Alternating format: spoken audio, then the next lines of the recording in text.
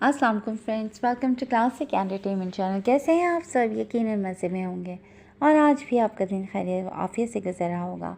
और हम आपके लिए लेकर आ गए नए सिलसिलेवार नावल बाब एक और मोहब्बत का की एपिसोड 2, जिसको आपके लिए तहरीर करी है अफशा कंवल। तो फिर देर नहीं करते चलते हैं नावल की तरफ। मगर उससे पहले अगर आपने अभी तक हमारे चैनल को लाइक और सब्सक्राइब नहीं किया तो इसको सब्सक्राइब कीजिए, आइकॉन बटन दबाइए ताकि हमारी नई और नई वीडियोस आपको सबसे पहले देखने को मिले और आपको ये एपिसोड मिस ना कर सकें। तो चलते हैं नावल की तरफ। जब से सियासत में आए हो अपनी अम्मा सरकार के लिए तुम्हारे पास वक्त ही नहीं होता। भाई नज़ीर को बोला भी था कि ना लाए तुम्हें इस सियासत में, मगर तुम और तुम्हारे मामू ने आज तक सुनी है मेरी जो अब सुनते। पहले खुद वो उन्हीं राहों पर दिन रात भुलाए चलता रहा और अब तुम्हें भी इन्हीं राहों पर डाल दिया। वो नरमी से उसके बाल सहलाते हुए प्यार और गुस्से की मिली जुली कैफियत में खफगी जताकर बोली। वो जो आंखें मूंदे पुरसुकून सा अपना सर उनकी गोद में रखे किसी बच्चे की तरह लाड उठवा रहा था, उनके शिकवे पर चौंक कर उनकी जानिब मुतवज्जा हुआ। अम्मा सरकार, नाराज़ ना हूँ, वो उनका हाथ थाम कर अकीदत से चूमते हुए बोला। आप नहीं जानती ये दुनिया ताकत के आगे झुकती है, इसीलिए मामू सरकार ने मुझे ताकतवर बनना सिखाया है। जिसके हाथ में इक़्तिदार होता है ना, बस समझो सब कुछ उसी के पास है। दुनिया का चलन है कि पैसा और ताकत जिसके पास है वही इस दुनिया पर राज करता है और अपनी इसी ताकत के बल पर ही वो अपने दुश्मन को ज़ेर भी कर सकता है। जिसकी लाठी उसकी भैंस। वो ठहरे हुए सर्द लहजे में संजीदगी से बोल रहा था। उसके चेहरे पर छाया बेवक्त कर्ब और जलाल साफ महसूस किया जा सकता था। भूल जा मेरे बच्चे, गढ़े मुर्दे उखाड़ने का कोई फ़ायदा नहीं है। मैंने अपना मामला रब के सुपर्द कर दिया है, उसे सज़ा भी वही देगा। वो प्यार से झुककर उसका माथा चूमती हुई कह गईं। वो समझ चुकी थी कि वो ये बात किस तनाज़र में कह रहा है, तभी उसे प्यार से समझाते हुए बोली। आखिर वो माँ थी, उसके मिजाज और तासुरात से वाक़फ़ियत रखती थी। 9 माह अपनी कोख में रखा, तकलीफ़ बर्दाश्त करके उसे जन्म दिया।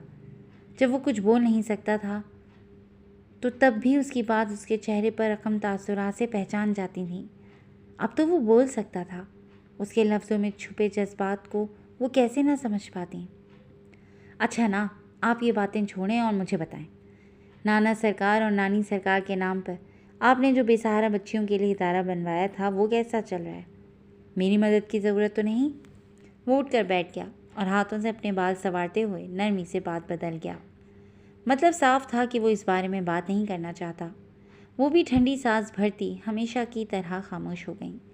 वो हवेली वालों के बारे में उनसे कोई भी बात नहीं करता था और कभी जो वो उसके चेहरे या लफ्ज़ों से कुछ अखज़ करके उसे समझाने लगती तो वो आराम से बात ही बदल जाता, जैसे इस वक्त उसने किया था।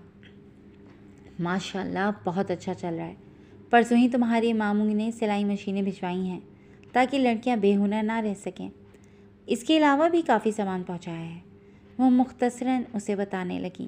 पैर दर पे हाथ साथ और फिर उनके माँ बाप के गुजर जाने के बाद वो डिप्रेशन का शिकार रहने लगी थी। तभी भाई नज़ीर ने बहनाम से मशवरा करके अपने माँ बाप के साले सवाब के लिए एक ट्रस्ट बनवाया था। उसकी पूरी भाग दौड़ उन्होंने अपनी बहन के हाथ में सौंप दी। साथ कुछ बाएतमाद बंदे उनके साथ कर दिए ताकि वो मसरूफ़ रहें और उनके माँ बाप को भी सवाब पहुँचता रहे। ये तरीका कारगर साबित हुआ और वो इस काम में पूरी तरह मगन हो गई। अब तो उनके इदारे का ऊंचा नामो मुकाम था। कितनी ही बेसहारा मुसीबत की मारी औरतों को उस इदारे ने तहफ़्फ़ुज़ और छत फराहम की थी। जो पढ़ना चाहती वो पढ़ती और जिनको हुनर सीखना होता उन्हें हुनर सिखाया जाता था ताकि वो अपने पैरों पर खड़ी हो सकें।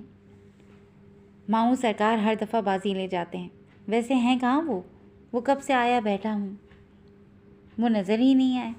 वो संजीदगी से पूछता फ़ोन की जाने मुतवज्जा हो गया जहाँ धड़ाधड़ नोटिफिकेशन आए जा रहे थे। अपने किसी दोस्त के बेटे की शादी में गांव गए हैं, 2-4 दिन में आ जाएंगे, वो बताते हुए अफसरदा हो गई। भाई नज़ीर की शादी बड़ी धूमधाम से हुई थी। शादी के 1 साल बाद उनकी औलाद ना हुई तो उनकी अम्मा साईं को फ़िक्र सताने लगी। भाई नज़ीर अपनी बीवी के साथ शहर की मशहूर गायनेकोलॉजिस्ट के पास चले आए। उसने उन दोनों के टेस्ट करवा लिए तो पता चला कि वो बाप नहीं बन सकते। जिस तरह एक औरत में बाँझपन होता है, ठीक वैसे ही مرد بھی باجپن کا شکار ہوتے ہیں۔ ان کی بیوی کو جب علم ہوا تو وہ فوراً ہی انہیں چھوڑ گئیں۔ اس بات پر وہ دل برداشتہ ہو گئے۔ پھر وہ سیاست میں چلے گئے اور دن رات مصروف رہنے لگے۔ کچھ عرصے بعد ان کی بہن بھی اجڑ کر میکے کی دہلیز پر آ گئی۔ ان کے ماں باپ یہ صدمہ برداشت نہ کر سکے اور ایک ایک کر کے اللہ کو پیارے ہو گئے۔ ایسے میں نذیر صاحب کی ذات کا مرکز بہنام لاشاری بن گیا۔ اس کی تعلیم و تربیت سب انہوں نے اپنے ذمہ لے لی اور شہر شفٹ ہو گئے۔ بہنام لاشاری کو انہوں نے اعلیٰ تعلیم کے لیے باہر بھیج دیا۔ جب وہ پڑھ کر آیا تو اسے سیاست میں لے آئے۔ آج وہ حکومت وقت کے ایک اہم عہدے پر فائز تھا۔ بڑی سرکار، کھانا لگ گیا ہے، ملازمہ مؤدب سی کھلے دروازے میں کھڑی اطلاع دے رہی تھی۔ وہ چونک کر اپنے خیال سے باہر نکلی۔ تم چلو، ہم آتے ہیں۔ اپنی ماں کے چہرے پر سوچ کی کربناک پرچھائیاں دیکھ وہ خود ہی بول پڑا۔ ملازمت سر ہلاتی واپس پلٹ گئی۔ اماں سرکار، کھانا کھانے چلیں یا آج میں بھوکا ہی سو جاؤں؟ وہ شرارت سے بولا۔ ہاں، اس سے پہلے تو میں نے تمہیں کئی بار بھوکا سلایا ہے نا؟ وہ اس کی شرارت سمجھتی پیار سے اس کے چوڑے شانے پر ہاتھ مارتی بولی۔ بہنام میرے بچے، اب شادی کر لینا۔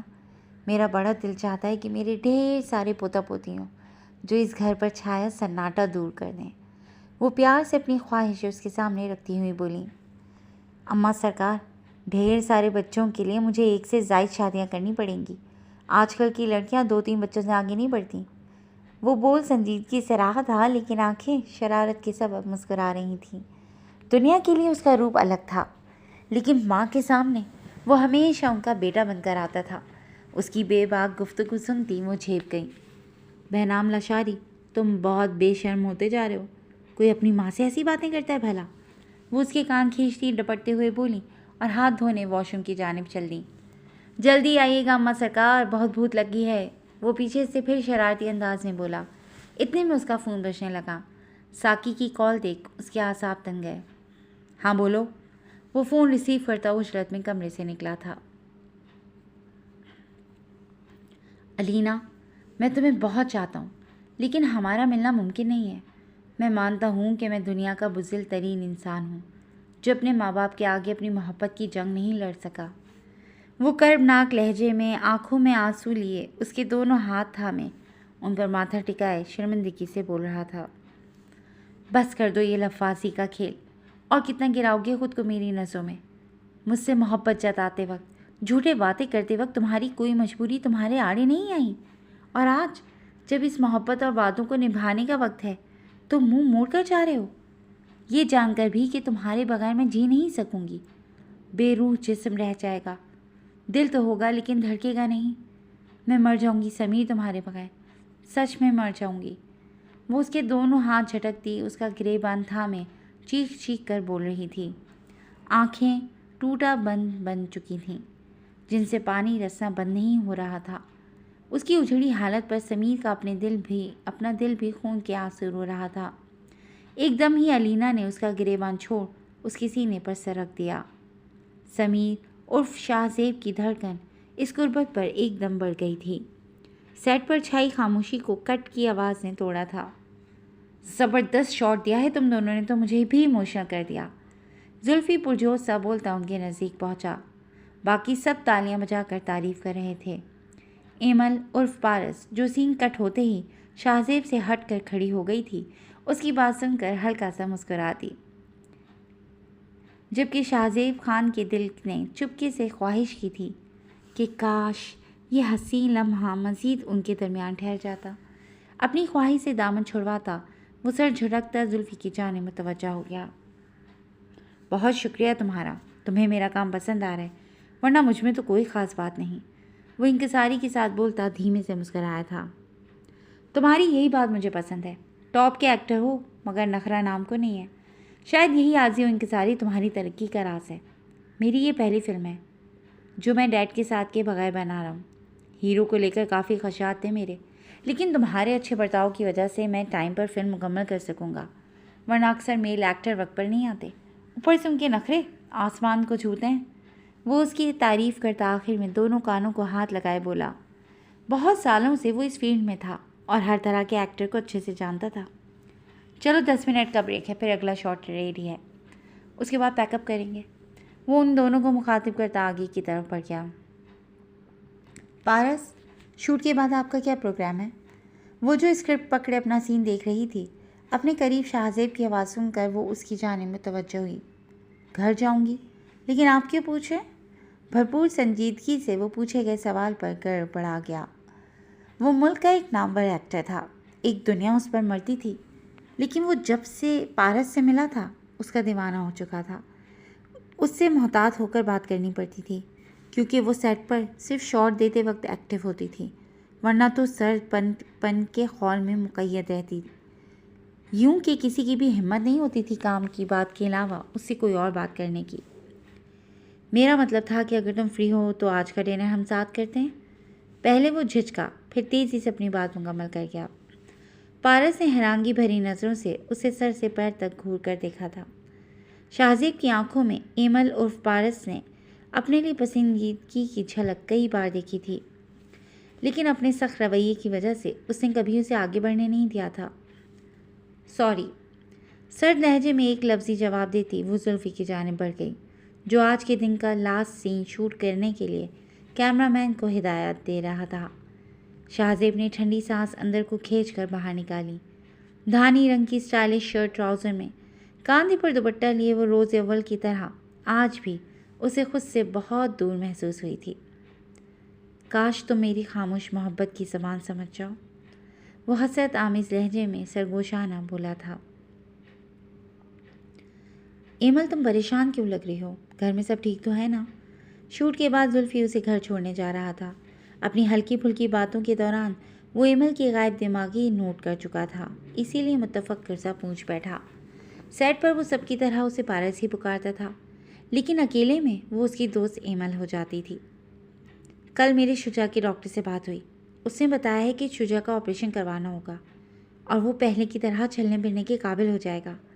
وہ دھیمے سے انداز میں ہاتھوں پر نظریں جمائے کھوئے لہجے میں بول رہی تھی۔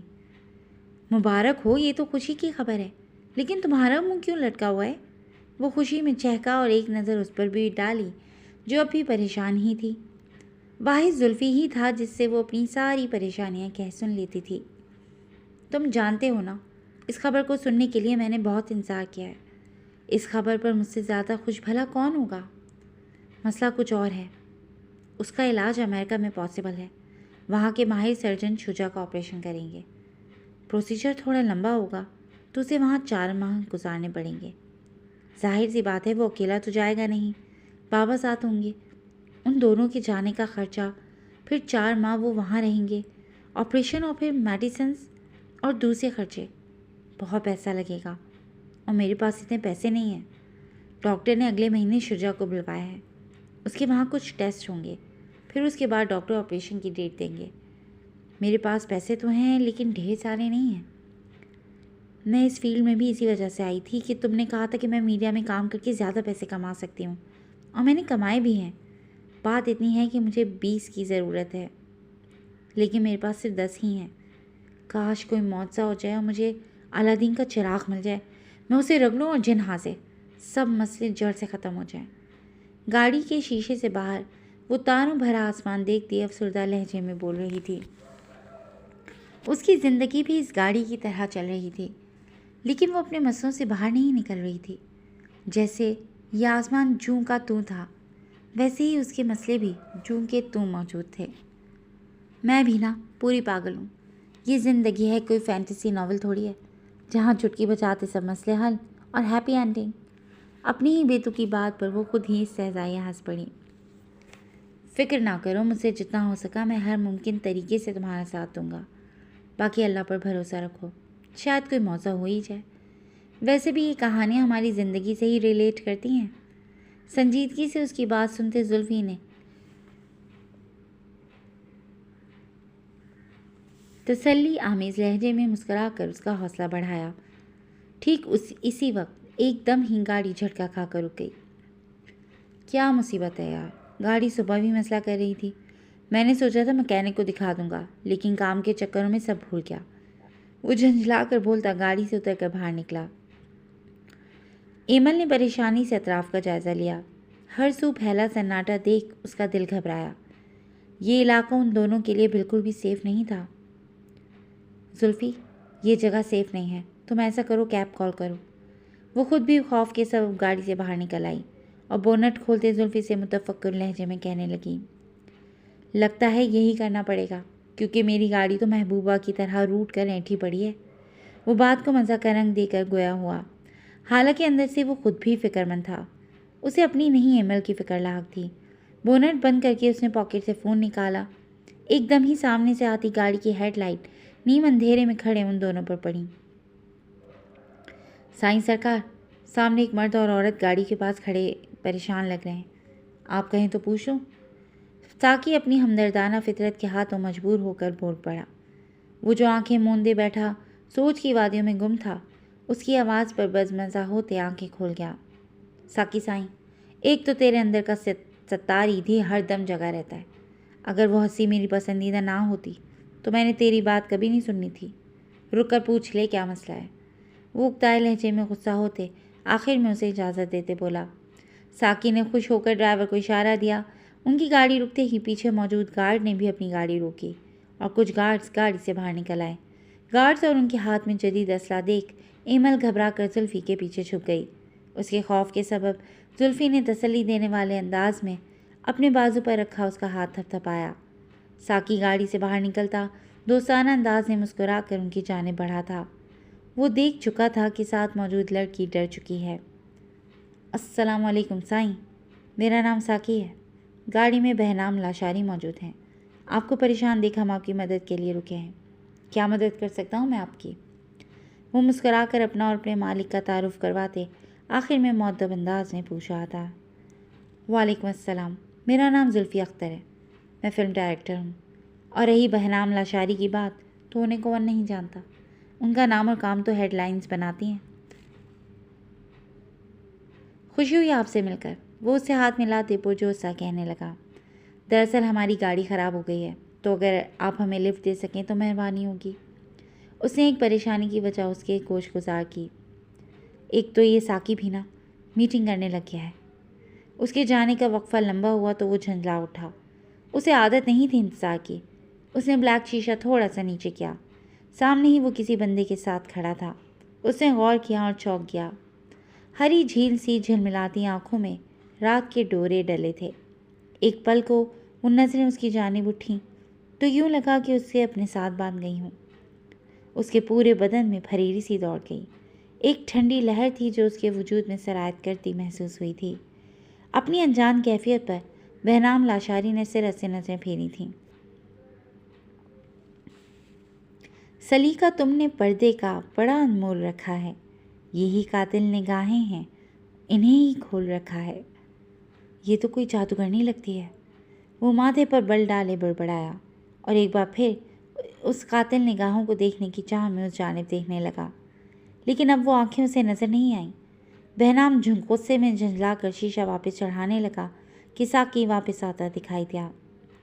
سائیں سرکار، انہیں لفٹ کی ضرورت ہے، بی بی خوف زدہ ہیں، آپ کے راستے میں ہی ان کا گھر پڑے گا، چھوڑ دیں انہیں۔ وہ قریب آ کر مؤدب سا احتیاط بھرے انداز میں پوچھنے لگا۔ وہ اچھے سے جانتا تھا اسے غصہ آنے میں پل نہیں لگتا۔ مدد کا بولا ہے تو اب مدد کرو بھی ان کی، بٹھا لو گاڑی میں، وہ بیزاری سے بولا۔ اس نے ظاہر نہیں ہونے دیا، لیکن وہ اس کی خوف والی بات پر چونکا ضرور تھا۔ ان جھیل سی سبز آنکھوں کا خوف تو اس نے بھی محسوس کیا تھا۔ ساقی نے پلٹ کر انہیں آنے کا اشارہ دیا۔ زلفی نے گاڑی لاک کی اور ان کی طرف بڑھ گیا۔ پارس ڈرتے ڈرتے زلفی کے پیچھے ہی آئی تھی۔ ساقی نے آگے کا دروازہ کھولا تھا۔ زلفی، ایک دفعہ پھر سوچ لو، مجھے تو ان سب سے بہت خوف محسوس ہو رہا ہے۔ وہ گھبرائے ہوئے لہجے میں اپنا ڈر ایک بار پھر اس سے شیئر کرتی بولی۔ پارس یار، تم بہت سوچتی ہو، چپ کر کے چلو، وہ اسے سرزنش کرتے بولا۔ بی بی سرکار، آپ آگے بیٹھ جائیں۔ اس کے منہ سے بے ساختہ ہی نکلا۔ بولنے کے بعد وہ خود بوکھلا گیا تھا۔ سائیں کی بیوی کو بی بی سرکار کہا جاتا تھا۔ میرا مطلب ہے کہ آپ میری جگہ آگے آ جائیں، میں پیچھے سائیں سرکار کے ساتھ بیٹھ جاؤں گا اور زلفی صاحب پیچھے والی گاڑی میں بیٹھ جائیں گے۔ وہ اس کے سامنے نظریں جھکائے مؤدب سا بولا۔ عورت کی عزت کرنا اور انہیں عزت دینا ان کی گھٹی میں شامل تھا، لیکن ایمل عرف پارس کو دیکھ کر نہ جانے کیوں اس کے دل میں خود بخود عزت پیدا ہو رہی تھی۔ اس کے لہجے میں ایک احترام آ گیا تھا، اور ایسا کیوں تھا یہ بات وہ خود بھی سمجھنے سے قاصر تھا۔ میں زلفی کے بغیر اس گاڑی میں نہیں بیٹھوں گی۔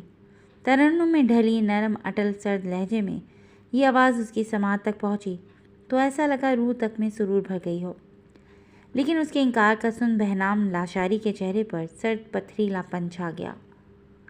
ساکی سائیں، جلدی کرو، دیر ہو رہی ہے، اکھڑ لہجے میں بولتا وہ فون کی جانب متوجہ ہو گیا۔ پارس کی بچی، چپ رہو، مجھے لگتا ہے انہیں تمہارا انکار کرنا برا لگا ہے، وہ نیچی آواز میں اسے ڈپٹتے بولا۔ اس کی بات سنتی ایمل نے خفگی بھرے انداز میں سر جھٹکا اور فرنٹ سیٹ پر جا بیٹھی۔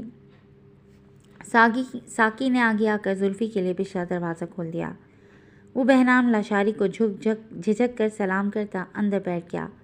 بہنام نے صرف سر ہلانے پر اکتفا کیا تھا۔ وائٹ شلوار قمیض پر بلیک کوٹ پہنے وہ تیکھے روبدار شخصیت کا مالک پہلی نظر میں اسے خرانٹ لگا، اسی لیے زلفی نے خاموش رہنے میں ہی عافیت جانی۔ پارس آدھا چہرہ اپنے دوپٹے سے کور کیے بیٹھی تھی۔ زلفی نے ڈرائیور کو ایڈریس بتایا اور گاڑی چل پڑی۔ ساکی پچھلی گاڑی میں سوار تھا۔ اس نے سامنے لگے شیشے میں پیچھے خاموشی سے بیٹھے زلفی کو دیکھنے کی کوشش کی، لیکن زلفی کی بجائے اس کی نظریں بہنام لاشاری کی سرد چبھتی نظروں سے ٹکرا گئیں۔ ایمل کے اندر بر کی لہر دوڑ گئی۔